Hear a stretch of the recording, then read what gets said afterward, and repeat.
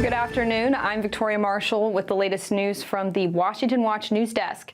Today marks the 80th anniversary of D-Day, where during World War II, Allied forces launched Operation Overlord, an air, land, and sea invasion against German occupying forces to liberate France and make a stand for freedom.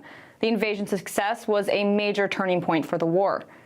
Less than 200 veterans returned to the Normandy beaches this year to commemorate what happened there. For many, this will be their last reunion, as their average age is 100. President Joe Biden took part in the ceremony honoring our veterans, but after thanking them for their courage and sacrifice, he spent much of his speech talking about the war in Ukraine and America's urgent need to save democracy in the region. The war in Europe didn't end for another 11 months. But here, the tide turned in our favor. Here, we proved the forces of liberty are stronger than the forces of conquest. Here in Europe, we see one stark example. Ukraine has been invaded by a tyrant bent on domination. Ukrainians are fighting with extraordinary courage, suffering great losses, but never backing down.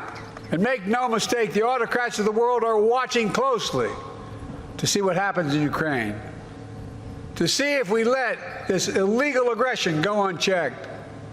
We cannot let that happen. And in Capitol Hill news, yesterday, the House Oversight, Judiciary, and Ways and Means committees sent criminal referrals to the Department of Justice recommending the son and brother of President Biden, Hunter and James, be charged with making false statements to Congress. The referrals argue Hunter and James Biden lied about their business dealings and Joe Biden's knowledge of and role in his family's influence peddling scheme to shield him from Republicans' impeachment inquiry. Here's what Oversight Committee Chairman James Comer told Fox News' Laura Ingraham earlier today. What Hunter Biden lied about, number one, he lied that he had any association with one of his LLCs called Rosemont Seneca Bohai. This was the company that most of his Ukrainian money flowed through and his Kazakhstani money flowed through, that he got the brand new Porsche, all while Joe Biden was vice president.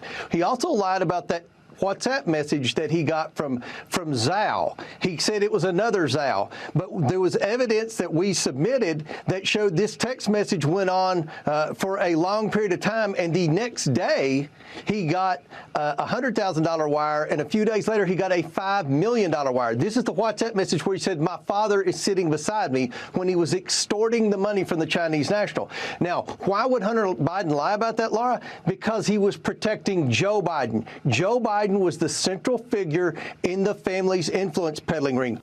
Republicans say James Biden lied to Congress by asserting Joe Biden did not meet with his business associate Tony Bobulinski while pursuing a deal with the Chinese energy company. Text messages and testimony from Hunter Biden prove otherwise. And finally, in border news, the Biden administration is directing Immigration and Customs Enforcement, or ICE agents, to instruct migrants on what to say to qualify for asylum. According to internal emails obtained by the New York Post, ICE officials must install signs in detention facilities that tell migrants if they are trembling or shaking, or even staying completely silent as behavior, that this can back up the credible fear of being deported migrants needed to claim asylum. Also, the signs must say that if migrants are hungry or thirsty, need medical care, or have been victims of abuse, then their asylum claim will be heard. The signs must be translated into 13 different languages, including Spanish and Chinese. A video telling migrants the same thing must also be played on loop in processing centers. The Biden admin's memo to ICE came the same day President Biden signed an executive order restricting access to asylum once illegal migrant encounters top a weekly average of 2,500 per day. This new rule does not apply to those coming as unaccompanied children, victims of human trafficking, and those with a medical or safety emergency. Customs and Border Patrol say the Mexican drug cartels will only abuse these exemptions for their migrant smuggling business. And those are today's headlines. I'm Victoria Marshall. Up next is Washington Watch with Tony Perkins. We'll see you tomorrow with more news.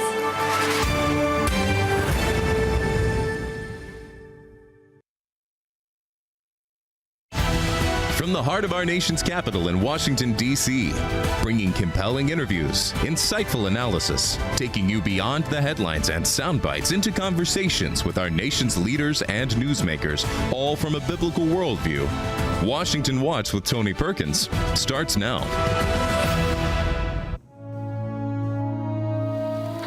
Almighty God, our sons, pride of our nation, this day have set upon a mighty endeavor, a struggle to preserve our republic, our religion, and our civilization, and to set free a suffering humanity.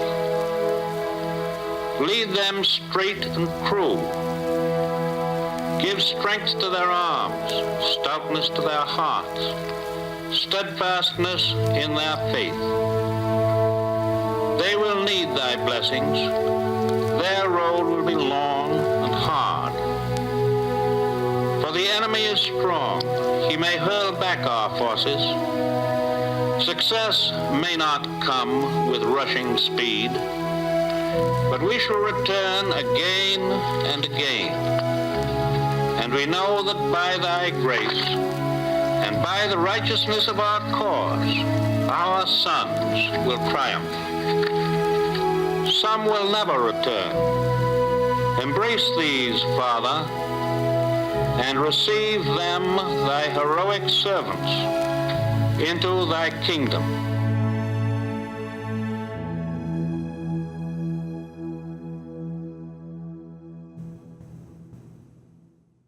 That was a portion of the prayer that President Franklin D. Roosevelt led the nation in on D-Day. We'll talk with Frank Lunsford, a World War II veteran who fought at Normandy about that day 80 years ago. We'll also talk with Congressman Keith Self, who is in Normandy today, and will join with other military veterans in Congress by marking the special occasion by parachuting from a vintage military transport plane. Author Jerome Corsi also joins me to discuss the evidence of divine intervention and the role that the Christian faith played in World War II. We'll also hear from Mark Levicki, a distinguished scholar of ethics, war, and public life at Providence, and a non-resident research fellow at the U.S. Naval War College, about how America's spiritual strength has been and is intertwined with our military strength and our political standing on the world stage. And along the way, we're going to tackle a couple of news items. House Republicans have made criminal referrals to the Department of Justice for Hunter and James Biden's lying to Congress. Republican leaders say the two were attempting to cover up for President Joe Biden. We're going to talk about that. The website, TonyPerkins.com, lots of resources there for you. Be sure and check it out. Well, it was on June 6, 1944, that more than 160,000 Allied troops landed on the heavily fortified beaches of Normandy in Axis-occupied France to confront the Axis powers head-on. And on this day, 80 years later, we remember those who led that invasion and fought in the Second World War. Earlier today, a congressional delegation spent time in Normandy, and tomorrow we'll actually reenact the historic aerial invasion, which includes a parachute jump from a Douglas C-47 Skytrain. Well, joining me now is Congressman Keith Self, who is a part of this delegation. He serves on the House Committee on Foreign Affairs and the House Veterans Affairs Committee. He represents the 3rd Congressional District of Texas. Congressman Self, welcome back to Washington Watch. Thank you, Tony. Thanks for having me. We've had a great day here. So earlier today, President Biden spoke. He's there in Normandy. Tell us a little bit about the ceremony and the celebrations thus far. Well, individually, they brought the World War II veterans onto stage individually. So they got introduced, they got clapped for, applauded. This was a great day, Tony. We have both the living veterans, and then you see that I'm here amongst the gravestones of almost 10,000 Americans who died either on D-Day or soon after D-Day. We've been addressing both today because this is an important place in American history. It is 80 years ago, but we're losing our history. We're losing an understanding of the importance of standing firm and resolute against the rise of evil. And in many ways, we see a recurrence of what brought about World War II. And I want to make the point, Tony, that that's why I'm here, both to remember and to make sure that we are worthy of the sacrifice that these men around me here and those men that were on the stage today, that they sacrificed so much. They literally went into a living hell across Omaha Beach to secure freedom for Europe. That's what we need to be worthy of. And I believe that we need to be, we leaders of the nation, the House members that are going to jump tomorrow, we need to do this to simply tell the American people that this is still important. What we are doing here is still important.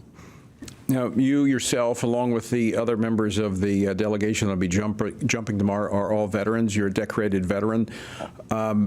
When you stand there at Normandy and you look back 80 years and you look forward to where America stands today, what weighs most on your mind? What weighs most on my mind is you played part of President Roosevelt's prayer. And he talked about our faith has to be maintained. Our civilization has to be maintained. That's what we're losing today. I say that they're trying to take three things away from us: our nuclear family, our Judeo-Christian faith foundation, and our history. Those are the three things that we seem to be losing to the progressive left. Those are the things that we need to be standing strong for. Yeah, when we look back, and I'm going to talk about this later in the program, we look back and often the World War II generation called the greatest generation. But as we just heard, as you made reference to the prayer, there was no hesitancy to acknowledge that a moral, religious foundation was needed in order to have that strength and to display that strength on the world stage, and the fact that we needed God's intervention. Not only do we need his intervention, we need as one of our founders said, only a virtuous people can know freedom, because we need a civic conscience. We need a governor on ourselves, in answer to a higher being, not to government. So it's that faith component that makes us good citizens. From what you've experienced thus far, what's been the highlight of your trip there to Normandy? The highlight is seeing the old veterans, and as I've done before, walk among the grave sites and looking at the beach, looking at what they had to cross. It's the entire experience of Normandy, Omaha Beach, the old veterans, and the grave sites. It is a moving experience, Tony. It's just a moving experience. Yeah, and as was said, we ask for nothing more than the ground to bury those who sacrificed their lives to free France and Europe from the grip of the Nazis. I hate to break this almost sacred moment, but I do want to transition to practical application of things we're talking about, of why it's so important that we preserve this foundation. Yesterday, the House Republicans advanced to the Department of Justice criminal referrals for both Hunter and James Biden for criminal prosecution for making false statements to Congress. Your response? It's about time. Tony, it's about time. We now know the laptop was not disinformation, as they said years ago. We now know that it is true, and they are covering for the big guy, Joe Biden. And we've searched for a way to force a lawless president to obey the law. The rule of law is the foundation that you were just addressing. So absolutely, it's about time we did this. We're losing that element of trust in our system. And of course, I was talking with the chairman of the Judiciary Committee earlier today, Jim Jordan, and there's only so much Congress can do. In fact, moving forward with contempt charges against the Attorney General, Merrick Garland, you hold the purse strings, but beyond that, there's very little that Congress can do other than bring awareness and make this an election year issue. Well, Tony, we do hold the power of the purse. That's what we have been unwilling to do. We've got to start clawing back Article I authority the lawmaking and then forcing them to obey the law, to enforce the law as the executive branch is supposed to do by using the power of the purse. By cutting off their funds. Of course, we're in the, once again, in the appropriations process, and we'll see how, how determined Republicans are to use that leverage as we move into this election year. I want to get your response to this as well. Yesterday, House Speaker Mike Johnson appointed Congressman Scott Perry, former chairman of the House Freedom Caucus, and Congressman Ronnie Jackson to highly sought-after positions on the House Intelligence Committee, which includes oversight of intelligence gathering agencies. Do you think that this could help bring a little more confidence into the intel community by having two very strong conservatives on that committee? Well, it should, and I think it will, because we've got two more strong conservatives, as you said, on the oversight of the intel community. And given what we did with the FISA bill, expanding the government's authority, the FBI authority to spy on Americans, this is exactly what we needed. I applaud the Speaker for it, and I look forward to their work on the Intelligence Committee. What are you most concerned about that you will, beyond the FISA reauthorization, that you hope that they will be able to dig down on? The intelligence that the Chinese are gathering across America in every aspect. We need to close that down so that China cannot collect intelligence across the spectrum of America. Why do you think that there's been a reluctance to take on China from? At least, I know occasionally you hear the FBI director will talk about China, but there seems to be a reluctance in our intel community. Why?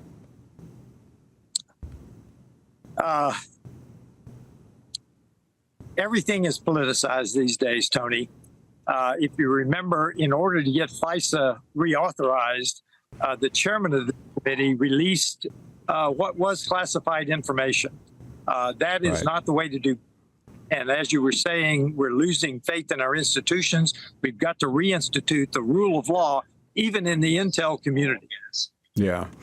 Congressman Keith Self, always great to see you. Thank you so much for taking time away from the activities there in Normandy to join us here on Washington Watch. Thank you so much, Tony. All right.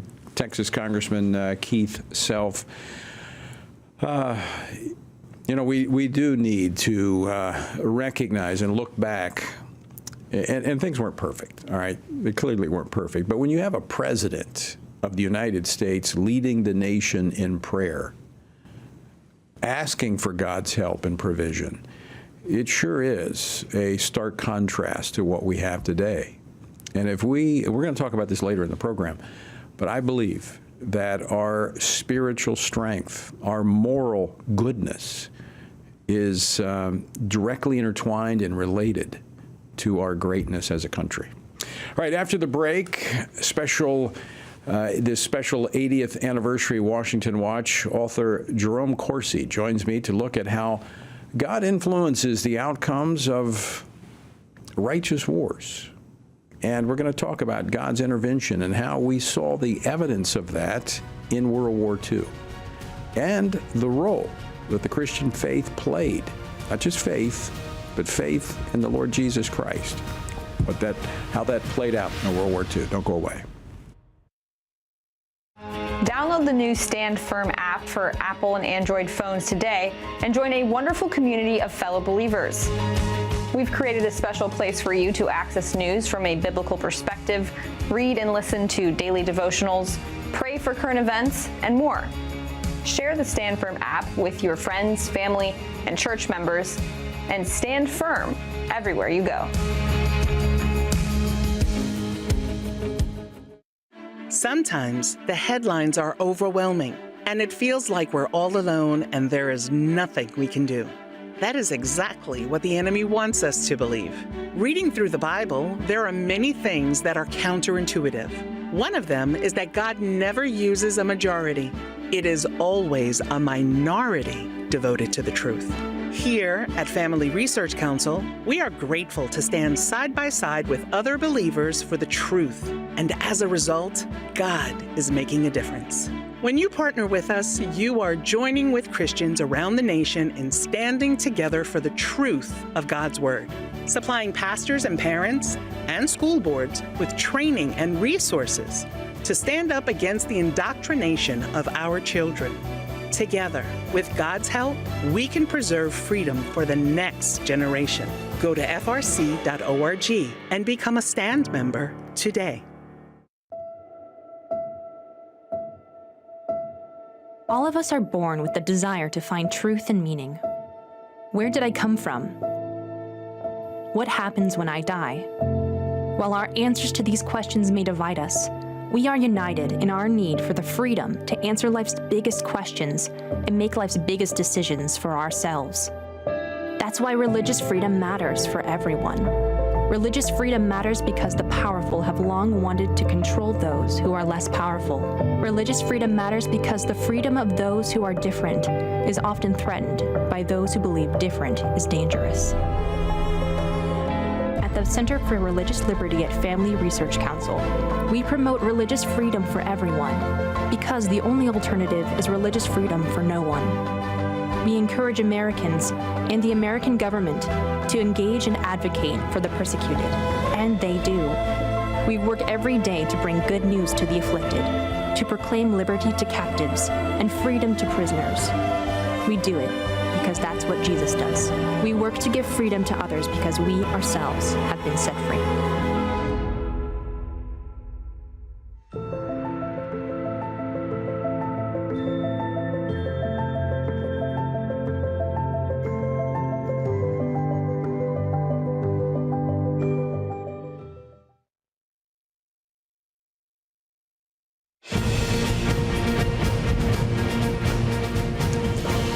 Back to Washington Watch. Good to have you with us as we commemorate the 80th anniversary of the D-Day invasion in Normandy. Now, if you're joining with us in the Family Research Council Stand on the Word Bible reading plan, you've recently read several biblical examples of the Lord leading the Israelites to victory in battle despite seemingly impossible odds.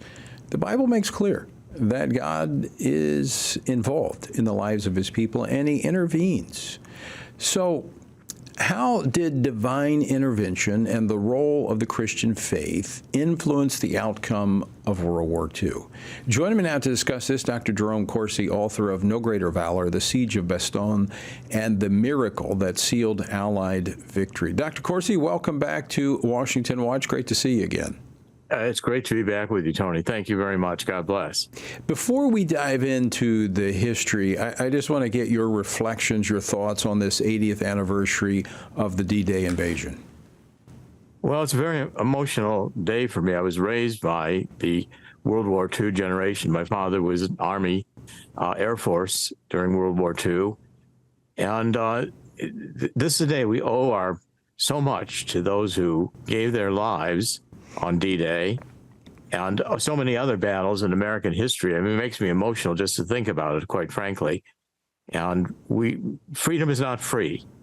Ronald Reagan reminded us of this. It can be lost in one generation. And to me, I wrote this book, No Greater Valor, to answer the question of whether or not God intervenes in human affairs, the very question you posed to begin with, Tony. And I resolved, after studying this battle, and I put intensive study in this battle. I was in the National Archives. I actually went to the 101st headquarters, at their current camping headquarters, and looked at the museum, spent a considerable amount of time at the museum. They have a Bastogne museum. And I did an enormous amount of research for this book, and I really did conclude that God does intervene.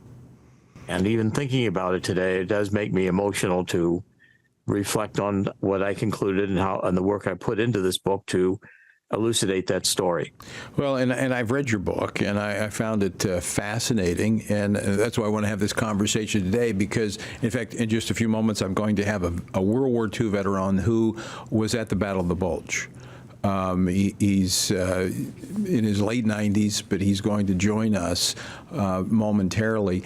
There was evidence that God did intervene at that very turning point where Hitler made his, he pushed back after the D-Day invasion, the Battle of the Bulge. That was really the most decisive point in World War II, was it not? It was. I mean, it began on a Saturday, December 16th, 1944. It was just 9 days before Christmas, and the Germans opened up with this enormous artillery barrage. And at 5:30 in the morning, the Wehrmacht came through the Argonne forest. We did not know, the American soldiers had not gotten any idea that the Germans had amassed this massive, tank and artillery attack as a last ditch to try to save Hitler from defeat. And so when this onslaught came through the Argonne, everyone in our lines was not ready for it. We had been pretty much in a stand down going into winter quarters. And it turned out that this one little town of Bastogne, which had these highways crossing through it in Belgium, became a center point, because if you could hold that town, you could hold the roads that were needed for the Germans to advance. And their whole idea was to advance up to Antwerp, to cut off the American supplies and to try to negotiate a peace. So in the very first hours of this, when the battle starts, the 101st Airborne, the Screaming Eagles, were in bivouac at a place called Camp Mermelon, and the attack came through, and Eisenhower and Bradley and the command said, who do we have we can send quickly to Bastogne to relieve these troops, because we've got to hold Bastogne. So the call went out to the 101st and bivouac, and they said, we're going to send trucks up there, and you guys better get ready because you're going to Bastogne. At first, they didn't know for sure where they were going, but they knew they were headed in that direction. Well, it turned out that the general commanding the 101st, Maxwell Taylor, was back in Washington briefing the Pentagon, and the commander, it was General McAuliffe. It turned out to be the exact right commander, because he had served in the American Expeditionary Force in World War I. He was artillery commander. He was extremely good with artillery, but he wasn't the commander. Now, when the order came, they did not have winter clothes. They pulled up all kinds of trucks. They were assembling whatever weapons they could get. And McAuliffe got in a command car, and he had the intelligence with his command unit to drive off. He was going to say, where are we going? He wanted to get there first. That was critical in the battle. He knew to show up. But the Americans in the night, traveling from Camp Mermelon up into Belgium to get to Bastogne, all of our troops were fleeing in the middle of the night. And our troops in these trucks, 101st, going into battle, did not have winter equipment. And the troops leaving battle, they asked them for their weapons. They asked them for their clothing. They were scavenging because they had nothing going into battle. So that's the first real miracle, in fact, that when General McAuliffe got to Bastogne, he was headed to the wrong place, and they stopped him. The sentry stopped him and said, General, you're going to Bastogne, and it's only right over here. So he got to Bastogne first, and he picked out the exact right place for the 101st to bivouac when they got there. And that next morning, he sent them into battle. And it's a remarkable story because he was an artillery commander, not the one who should have been the commander. He set up the defense of Bastogne like a castle. He put all of his artillery in the center. So wherever the Germans attacked, he could pivot the artillery to meet that attack. And that was the first miracle. He should not have been the commander. He was the commander. He got there. He managed to fight off the Germans, and he held. And then as it got into winter, and this one of the most horrible winters in history in Europe, in recent history, 1944, the snow was tremendous. Our troops were outnumbered, and McAuliffe began defending Bastogne. All right, Dr. Corsi, we're up against a break, but I want you to hold right there because we're going to come back. We're going to look at this other miracle. I also want to talk about Patton's prayer, General Patton, and the prayer that he prayed that led to what was evidence of break in the weather. All right, folks, we're going to continue our conversation with Dr. Jerome Corsi on the other side of the break, so don't go away. This is Washington Watch. Glad to have you with us. Don't go away.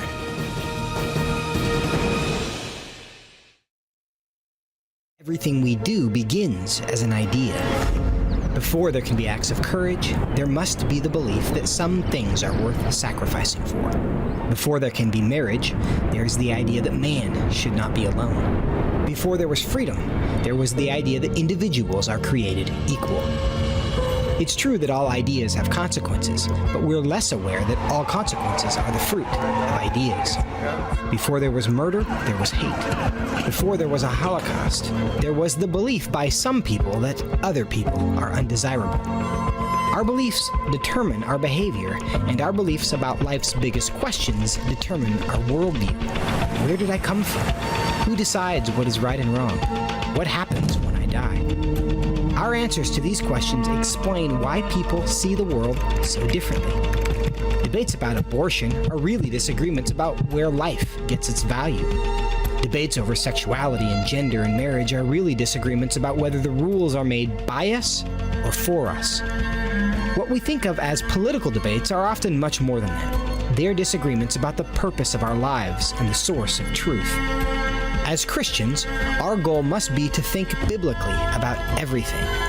Our goal is to help you see beyond red and blue, left and right, to see the battle of ideas at the root of it all.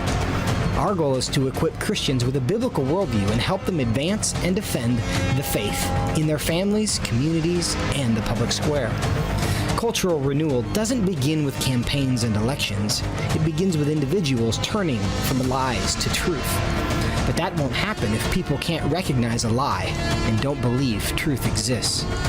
We want to help you see the spiritual war behind the political war, the truth claims behind the press release, and the forest from the trees.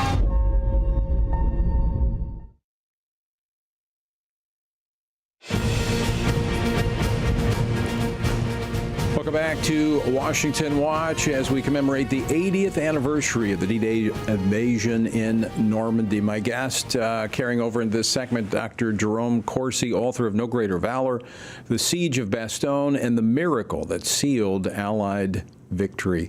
Dr. Corsi, so we got through one miracle. Let's move to the next, and then I want to talk about Patton's prayer. He's not known to be one who would pray, but he really pressed in and challenged the men to pray. Yes, he did. In fact, so this Battle of Bastogne, they were surrounded. The 101st was completely surrounded by the Germans. They were cut off, and they were using their last supplies, and it was winter, and they were running out of ammunition.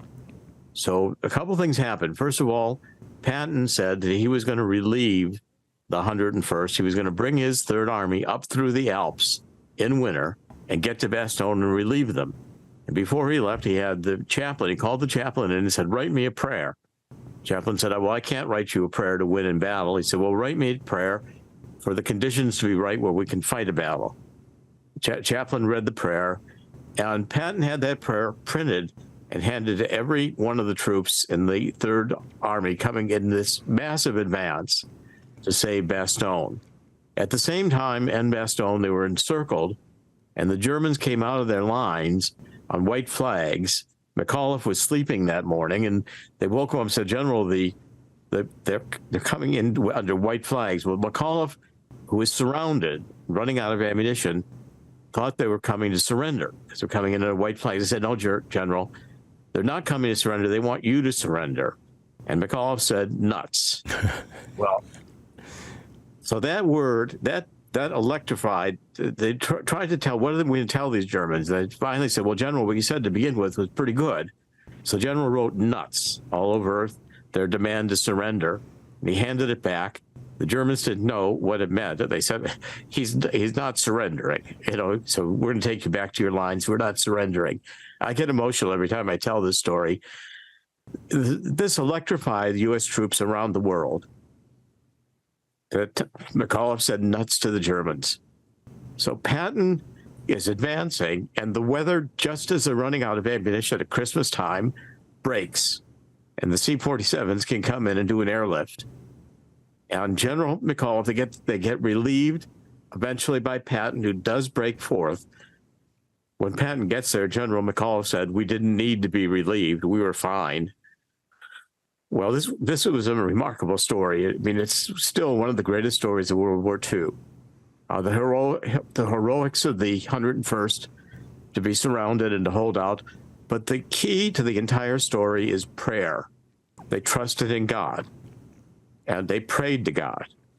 And McAuliffe, when it was over, said, God won this victory. He attributed the victory to God. That's why I wrote the book. Because in my view, God did intervene, and we were on the right side of God at this time. And in fact, I think it's a lesson for us today that you cannot succeed without God. God is fundamental. God rules. Right. And Dr. Corsi, when you look at that, and of course I've read your account and I've read other accounts of Patton's prayer, we've disarmed our military in terms of what it takes to win today, where if a general were to print a prayer and pass it out and tell all the men to be praying it, good chance he'd get relieved. Probably court-martialed. You know, you're not allowed to do that. Well, once we abandon God, God abandons us. And one of the great troubles we are in this country is that we have sinned against God. We've said that we've killed millions of babies since Roe v. Wade. Only God can give life. We can't take life away. It's a sin against God. We've taken God out of our schools since the 1940s. When I end my podcast, I end it every day saying the remedy to this is 2 Chronicles 7:14. We've got to get down on our knees and ask God for forgiveness for letting this country get to this point. And I say, well, God will hear our prayer and heal our land. That's what 2 Chronicles 7:14 says. God will do 90% of the work, just as God did in the Battle of Bastogne. If it had not stopped snowing, the troops in Bastogne would have run out of ammunition and they'd have been overwhelmed before Patton got there. And the significance of that to the entire war effort? Because this battle was electrifying. I went back and read the New York Times reports on the reports that were coming to the troops. I went into the archives. This was a internationally celebrated battle that lifted us in saying we can make the final push and we can defeat Hitler. Because Hitler could have won the Battle of Bastogne. We could have lost World War II. We were caught unawares. Hitler had the upper hand. And it took the bravery of these people at Bastogne and Patton and his troops. There was great heroic effort made here. People sacrificing lives in the middle of winter, freezing to death, running out of food, running out of ammunition, but yet praying, trusting in God. And that was the ultimate victory. This was a great indication in World War II, one of the many instances of miracles, but the one most celebrated because it was the most impossible. This was an impossible victory, and McAuliffe and those troops pulled it off with the help of God and Jesus Christ, to whom they prayed every moment of that battle. And it was my honor to write this book, and it still makes me emotional to recall the story. It always did. From the time I was a child, I heard this story. And I resolved to write this book when I was about 10 years old, and I finally got the chance to do it. I thank God for that chance. Well, it's an amazing book, No Greater Valor, The Siege of Bastogne and the Miracle That Sealed Allied Victory. Dr. Jerome Corsi, always great to see you. Thank you so much for joining us on this special day. Thank you, Tony. God bless, and great honor to all the men and women who fought in World War II and secured our freedom. Absolutely. Thank you, God. And coming up next, a veteran of D-Day joins me here on Washington Watch after the break. Stay tuned. Straight ahead.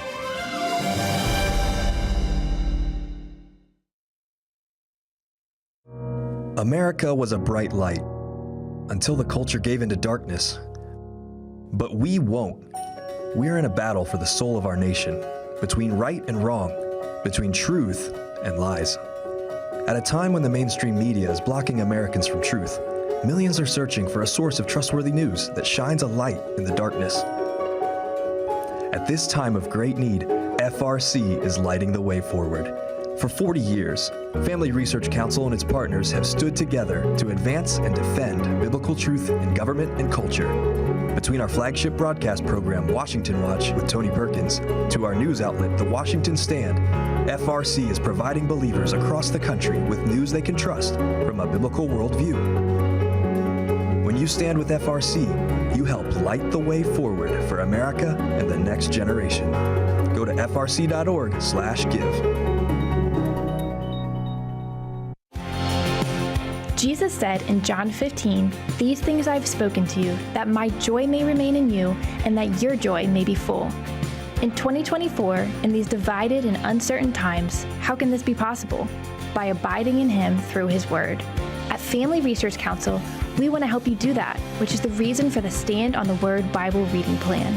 In just 10 to 15 minutes each day, you will have read the entire Bible in just 2 years. But more importantly, you will be abiding in Him daily. Find our Bible reading plan at frc.org/Bible. And join Tony Perkins each weekday for a 10-minute devotional inspired by the daily reading and designed to encourage you on this journey through the Bible. Listen on Apple Podcasts, Spotify, and YouTube. And remember, the grass withers and the flower fades, but the word of our God will stand forever. Research has found that there are 59 million American adults who are a lot like you. There are millions of people around the country who are born again, deeply committed to practicing their faith, and believe the Bible is the reliable Word of God. But that's not all. They're also engaged in our government. They're voters. They're more likely to be involved in their community, and they're making a difference in elections. The problem is that a lot of them feel alone too. We want to change that. FRC wants to connect these 59 million Americans to speak the truth together, no matter the cost.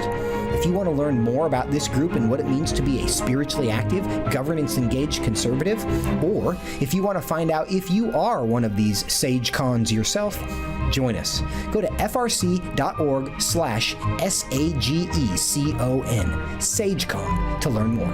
That's SAGECON, SageCon, to learn more.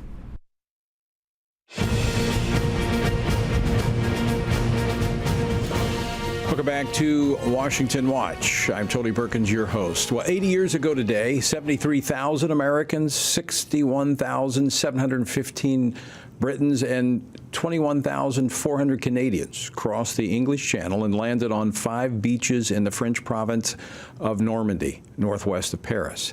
23,000 airborne troops were dropped behind enemy lines. The massive scale of the logistical operations supporting the invasion is almost beyond comprehension.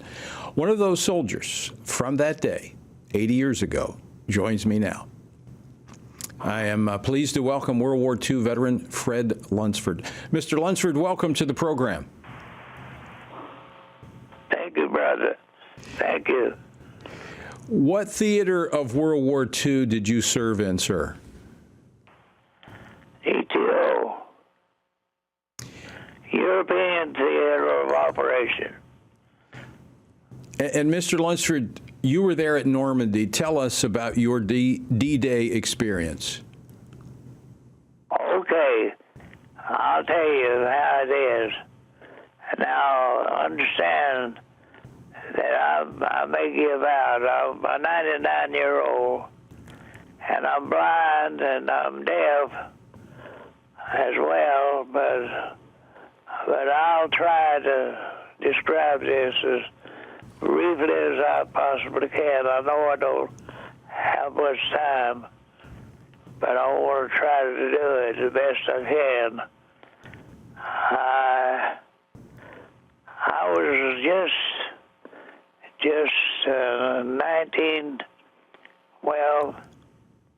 20, let's see, that was in 44, yeah. I was 19-year-old, and we, on July the 6th, 80 years ago today, I was aboard a ship out of the English Channel. July or June? Huh? Was it July or June? June. Yeah. June the 6th. Yeah. I was out in the English Channel, in the ship. Now, we loaded on the ship the night before. The night was 80 years ago last night. We loaded on the ship. No, we loaded on the ship the night before. We loaded on the ship. We was on the ship during the 6th. During the 6th, we was. And then we landed on Omaha Beach. Right just as daylight was coming. We went over, anchored the ship, and went down a rope ladder from the ship into Higgins' boat. The Higgins boat was a landing craft. It run up on the sand in the front and fell down. And then we all got our packs on our back, rifles strapped on our back, and waded the water about waist deep for a brief period of time. And onto the beach we went. As I saw the blood-stained sand, I never wanted to see it anymore.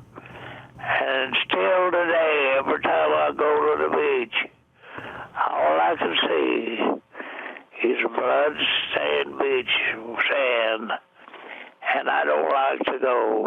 Therefore, I don't go.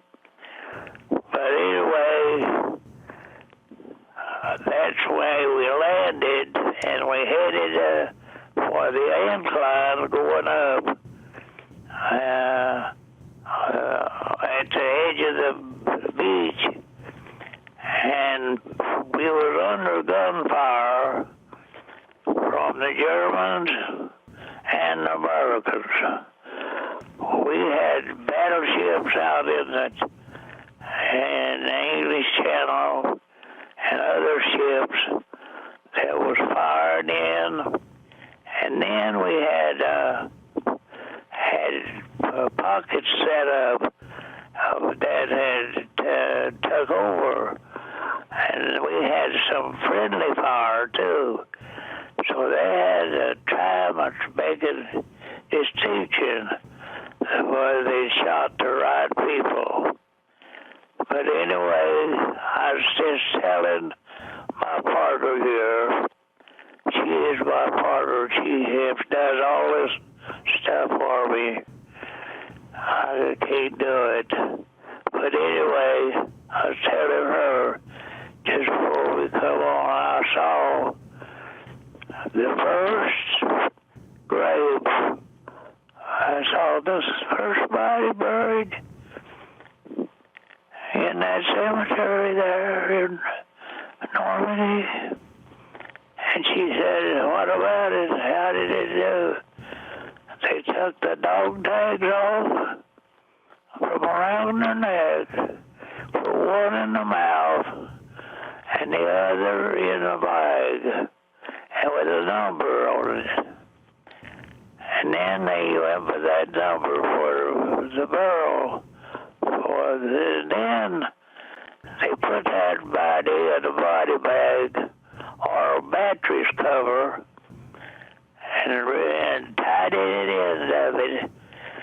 And he went in with the rest of the pile with the bulldozer blade pushing them in to a big old ditch and covered them up. That's how the first graves were buried, and they had to be buried fast. But I saw that with my own eyes. What a horror it was. I've been preaching the gospel now, well over 70 years. And I've stood with many families that have stood in grief, that sent away a young man in his blood my life and come back in a box. And their grief was horrible. That's the ones I'm praying for. I'm praying that God will give them comfort and pleasure. That's the only way, the only comfort we could get is from our eternal Father. Yes. So with that, I don't guess you want to hear anymore. Well, but that was a horrifying thing. Well, one more thing. As we're going up the incline, that steep bluff at the edge of the beach, why there was a bullet hit my friend that was walking one step behind me, and he hit him in the right side of his head, and he fell flat on his face. Dead, this is all real. And I'm of the opinion that bullet was intended for me, because it was just inches behind the back of my head and hit him right in the side of the head. So I know it was intended for me, but God spared me and brought me back. And I never dreamed I would be living 99 years. Well, Mr. Lunsford, it is from God. Yes, it is, and I want to thank you. I want to thank you for not only being a warrior on the battlefield, but I know you're a prayer warrior as well. And I want to thank you for preaching the gospel and praying and understanding that freedom comes at a very high price. And thank you for your service to our country, and thank you for joining us today. God bless. As a reminder, 99 years old. Looks back 80 years ago, and as you can tell in his description, it's just as real today as it was 80 years ago when he went on to Omaha Beach.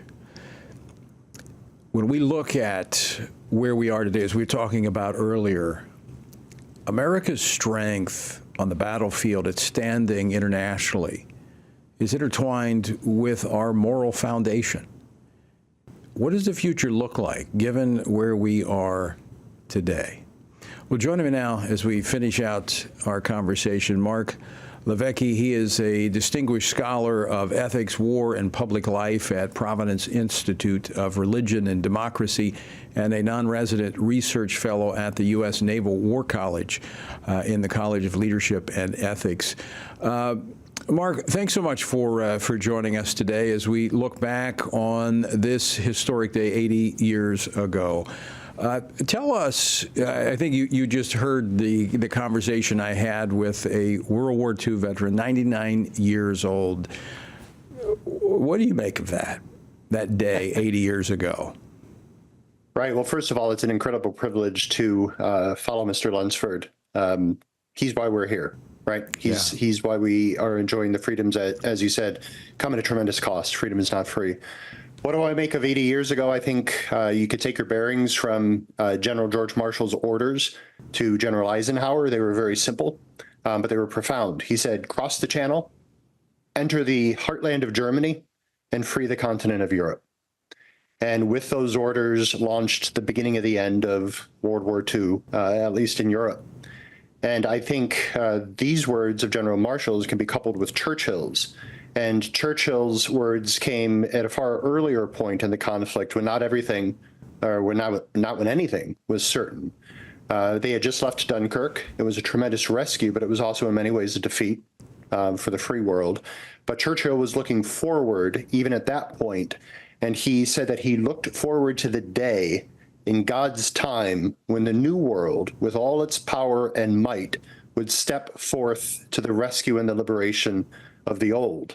And I think in those two things, you have encapsulated the responsibilities of American power. We're very uncomfortable with power nowadays, especially or including or especially within the Christian community. But power is essential. God has power. Power is a good. It could be used for good. It could be used for evil. But without it, nothing happens.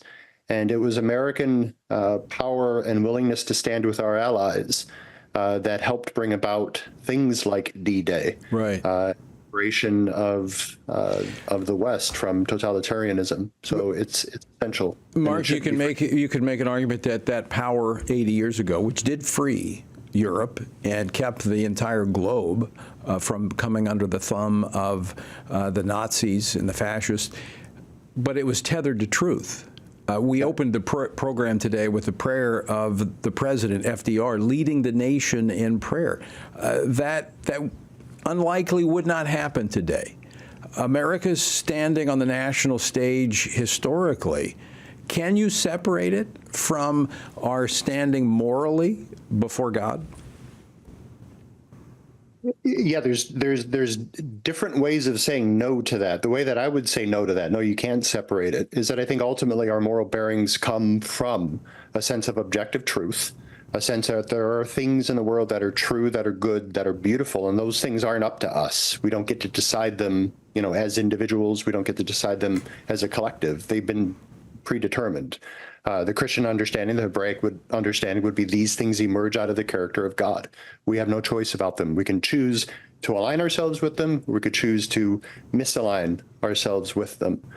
I think ultimately, you had said in my introduction that I study just war. Just war is a tradition of moral thinking that helps us to determine when war is right to fight. And when we've determined that war is right to fight, how do we rightly fight this war that's right to fight? And within the classical understanding of just war, it is grounded deeply in Christian responsibilities that come out of all the way back into Genesis. We were made in the image of God to exercise dominion. That's part of what it means to be made in the image. And as with individuals, so with government. Hard on the heels of being made in the image of God, we have the fall. And now the exercise of dominion, which is not domination, but stewardship, has to take into account the fact of the fall. And then we move forward from there into the institution of government, which is designed to preserve basic order, peace, and justice for the political community. And all those things are grounded ultimately in a Hebraic understanding of what it means to be responsible in the world. Mark, we're almost out of time. I could have this conversation for the next hour, but have we lost that understanding? Yeah, well, I think in a lot of quarters we have lost it. I'm wearing a shirt from West Point. There are quarters in our country that have not lost it, that are very confident of where this comes from. And that's not to say that, everyone standing on freedom's wall between us and the wolves has Hebraic understanding. But there are a lot of us that still understand we breathe, biblical air, and it gives us our mandate for moving responsibly in the world. But absolutely, that is increasingly at risk. And I think you see it. Americans sometimes are concerned about our greatness. We're not so concerned about our goodness. Absolutely. But we can't be great unless we're first good. And, that's absolutely. And we absolutely have, true. Those who understand it must exercise it and speak it. And I appreciate the fact that you're doing it. We're out of time. Mark Levesque, thank you so much. We'll continue this conversation another time. Well, thanks for having it today. I'd love to be back. All right. And folks, thank you for joining us as well. And once again, I leave you with the encouraging words of the Apostle Paul found in Ephesians 6, where he says, when you've done everything you can do, when you've prayed, prepared, and taken your stand, by all means, keep standing. Washington Watch with Tony Perkins is brought to you by Family Research Council and is entirely listener-supported. Portions of the show discussing candidates are brought to you by Family Research Council Action. For more information on anything you heard today, or to find out how you can partner with us in our ongoing efforts to promote faith, family, and freedom, visit TonyPerkins.com.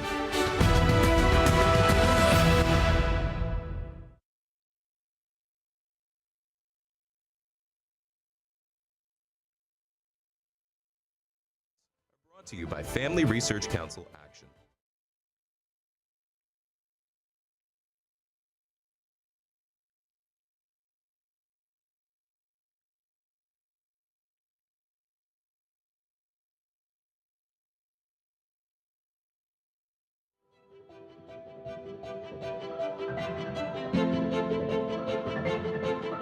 To you by Family Research Council.